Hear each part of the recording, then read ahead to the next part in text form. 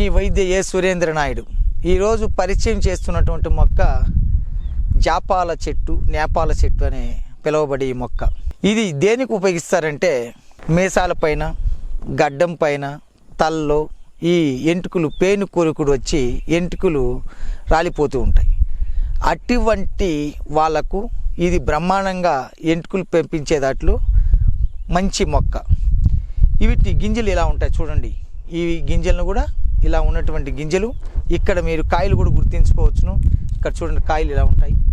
ఈ కాయలు తీసుకుని వచ్చి గింజలను సపరేట్ చేసి పగలగొట్టి గింజను తీసుకున్న తర్వాత నిమ్మపండు, ఇక్కడ చూడండి నిమ్మపండు రసములో సాది ఆ యొక్క గడ్డం పైన, మీసాల పైన, తల్లో పెట్టుకుంటూ ఉంటే తప్పనిసరిగా మళ్ళీ ఎంటుకలు వస్తాయి. ఇది మీరు గుర్తుపెట్టుకొని మరి పూర్తి వీడియో చూడాలంటే మీరు కామెంట్ బాక్స్లో ఉంటుంది, వీక్షించి మీరు కూడా తయారు చేసుకోండి.